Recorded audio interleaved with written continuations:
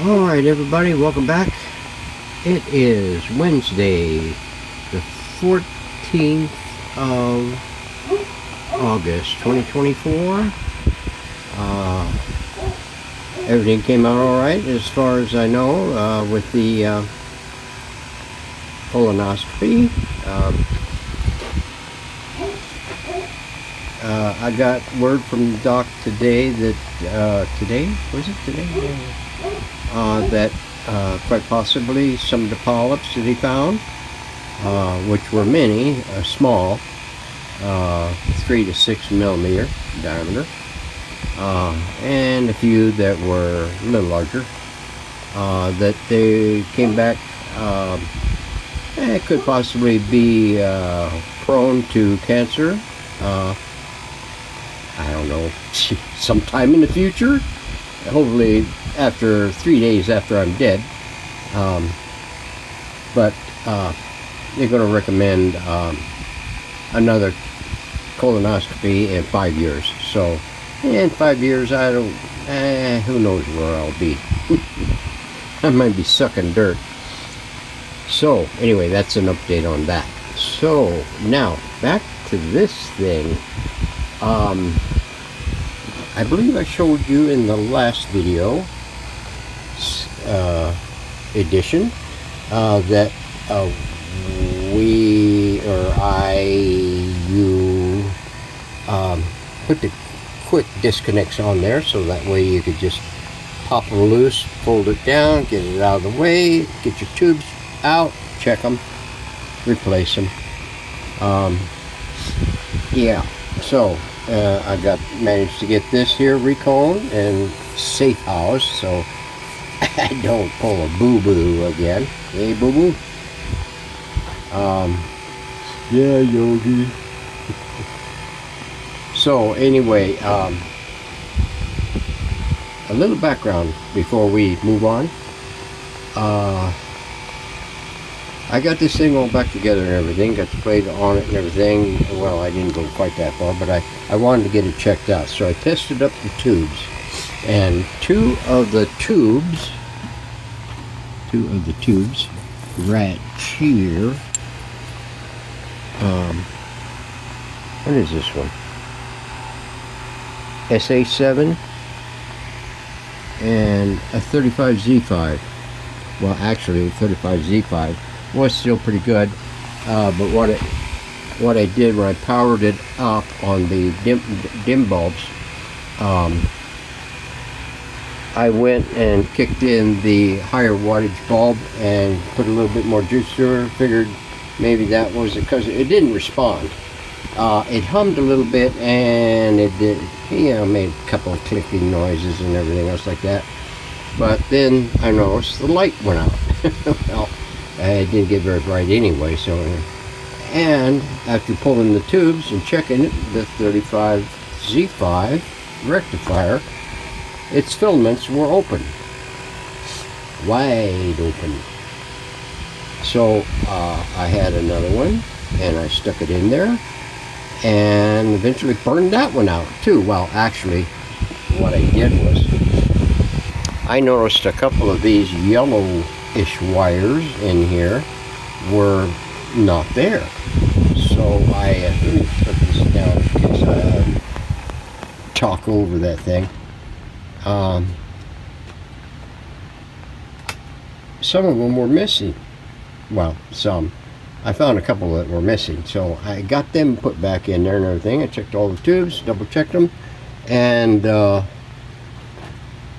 replaced the 35Z5, stuck it back in there, plugged it in, checked it out, still nothing. Well, it didn't make more of a noise than it did the first time, and but didn't receive anything. So I tried with the RCA input and seeing if my mini boom would put something through there. It did, but it was awful sounding. So yeah, I decided to, yesterday evening, get this over here out of the way, is to go through and line by line, slowly I turn and go through here and check everything and make sure everything was good.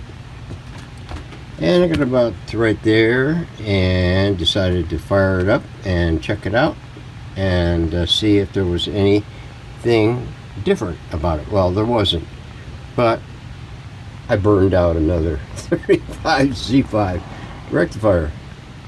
So that's why I buy multiples, just in case. Well,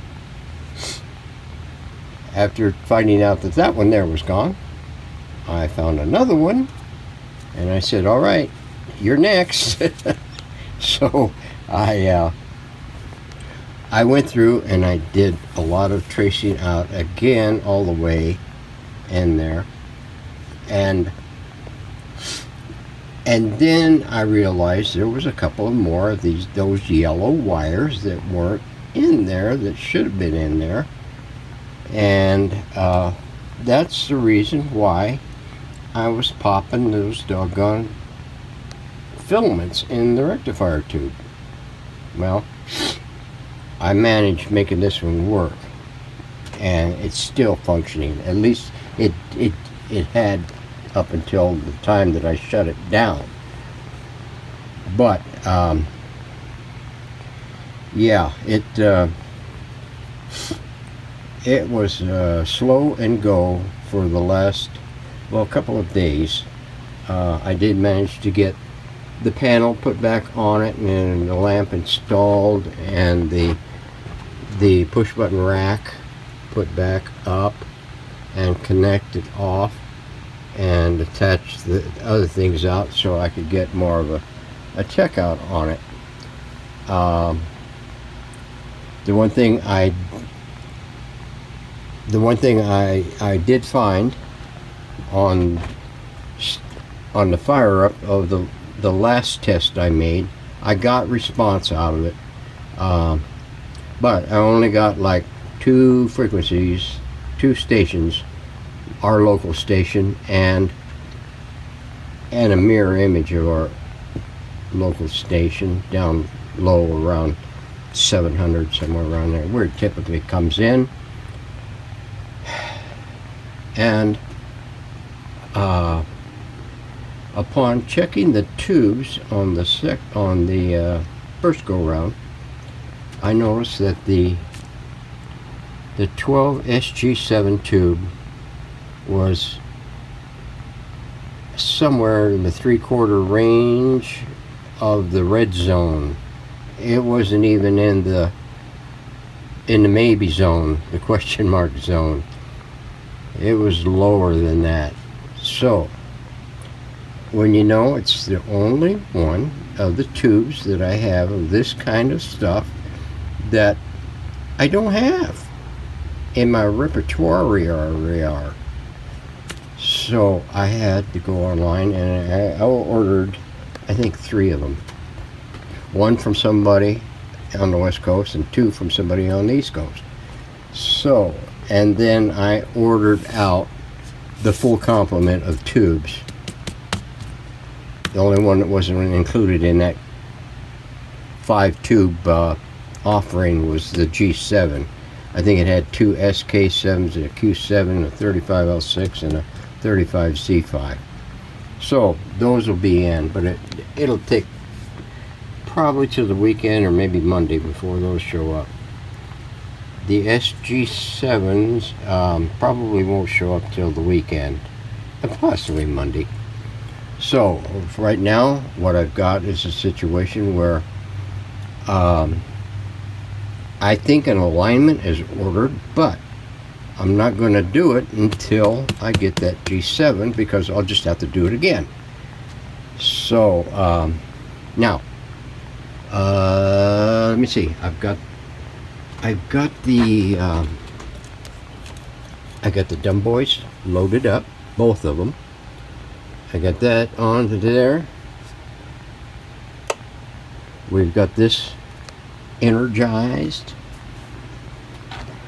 And we're going to bring this up. That is connected into, let's see, what is it? It's connected into, what am I connected into here? Let me take a look. Yeah, it comes over to here. I think, gee,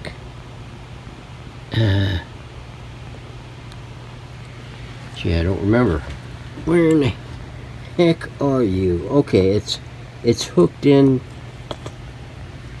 to the plate of the K7, which it should be reading around 75 volts. This says 117 within 20%. Well, it's gonna be around 20% because we're pushing. What are we pushing here, guys? 118 volts, 118 plus volts. So it's going to be more. So we're powered up there. We're connected in here. We're separated frac and big freakia. I'm going to turn these off, and we'll power this up right now. There's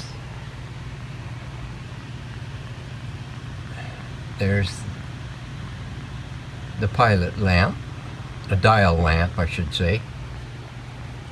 We'll fire that all the way up there so we can hear it. It takes a while.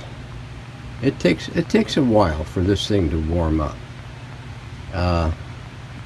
It's still sitting at 15 kilocams, 0.15 kilocams, 150 kilocams. It's still minus over here. Okay, we're headed to the plus. 15, 15, 15. Can I hear 16? So yeah, we got 16, 16. How about 17, 17? We have 17, 18, 19. We're pushing up 60, 65, 7,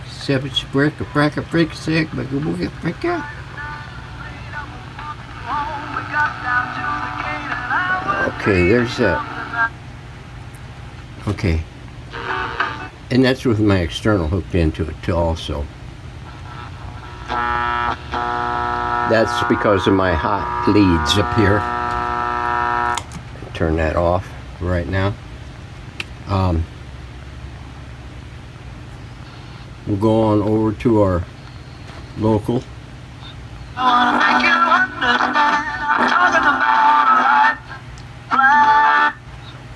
So we're getting plenty of volume. We're getting plenty of volume, but all we're getting is the harmonic or image and the local station. We're not getting anything else, and I have a feeling it might be because of the SG7 being bad. So, but we got it to respond. Remember what I said about, you know me. I looked in there. It must have been, you know, it must have been near impossible for me to see this in a good light, because the yellow, you know, almost washes out when you hit it with white light. I use the CFL's 100 waters. They only supposed to put out 35 watts of usage consumption. That's what they consume, 35 watts or somewhere around in there, producing 100 watts, and it's pure white. I mean, that's the reason why I use these, is because they're pure white light, and because I need brightness, and the light bouncing off of this sheet, you almost can't see the yellow. So that's probably the only reason I think of why I missed quite a few of those. Anyway, I was more concerned with the oscillator coil and the band switch connections. I was focused heavily on those because I had these point to point already, but I didn't document any point to point on the switch, or, well, not much of anyway of that from that standpoint. I was relying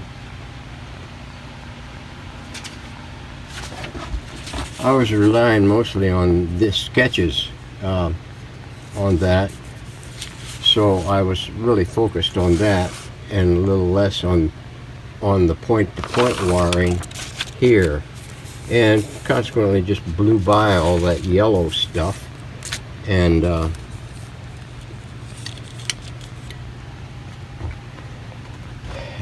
that's the way it was. So we're pulling 82 volts on the plate of the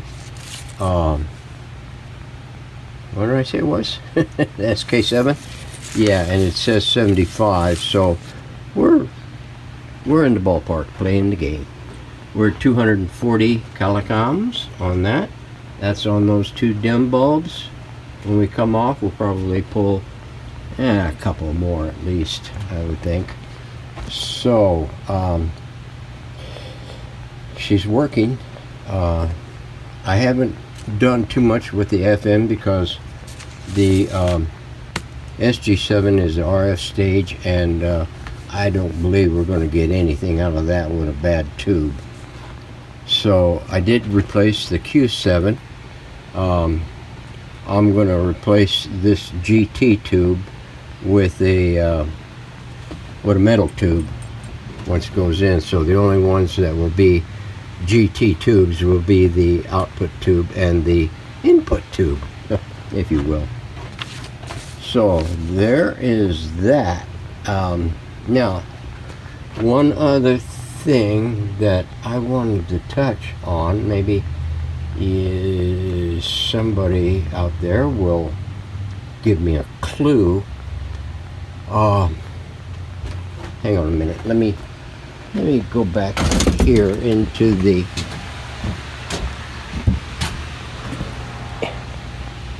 basement, deep basement. Here is the dial glass, and I kind of cleaned up one end of it right there. You can see how hazy the other end is. I'm going to use some of my regular polish on it, but only after I'm sure that it's not going to remove any of the lettering on the, because the lettering's on the back side. So but this goes on there something like that. Now I'm not really sure how much of that dial is going to light up across there, and it seems to me they chintzified it by putting one lamp in all the way over here. I want to put another lamp over here. Now what I got in there, I think I got a number 47 lamp. So that's a 0.15 or 150 milliamp bulb at 6.3 volts, and this right here is saying dial lamp. It doesn't say what what it is. I don't remember if it's in the parts list, but it takes from the filament tap to one of the other connection points for the heater or filament, and you see it's adequate. Now I'm thinking that in order to get another lamp in here, I'm going to have to drop the voltages of both the lamps to half while trying to maintain the load requirement, the current requirement. without stressing out the tube filaments. Unfortunately, all the ones that I have looked through in the GE bulb catalog, and it lists all different kinds for autos. I mean, if it's a bulb, it's listed in there. But all the bulbs that I see that are listed at 3.5 volts, 3.7 volts, 3 volts, or whatever, their ratings are for DC current. Like, a 3 volt bulb or a 3.5 volt bulb or a 3.7 volt bulb, they're mostly for like flashlights or something like that. And they run on battery power. This here, I'm not... The ones that I looked at, that I was leaning towards, are similar in the bayonet base, same T rating, T4.5 or T4.5, and they're tested or listed average life in hours is like 15. 15. If you listen an hour a day for 2 weeks, you're about done on your bulb. So if they even last that long, when you click it on, it's liable not to last much more than 5 or 10 minutes once that AC hits it. So maybe somebody out there knows a little bit more about this stuff. Might be able to recommend something. So that's my only thing. I mean, it'll probably do fine with just one lamp in it. It's going to be a little hot on one side and diminishing down. There's really no way to get that thing to light up the end. And much like the H161s of the Westinghouse, the Westies that I did, lighting the edge of the dial and carrying that light all the way through it. There's just not enough meat on these and potatoes on this little 1/8 inch glass dial. So anyway, enough blabbing. We'll see you whenever something else comes around. So one other thing, I got that one Silvertone left on the rack back there. That's the only one that I have to do. But I did buy another radio. It's another, it's an Emerson 2-band radio. It's in a wood cabinet, and I think it's another hot chassis set, but don't quote me on that. It might be another hot chassis set. So anyway, we're out of here. Thanks for watching. Like and subscribe, and tell me what you think. See you later.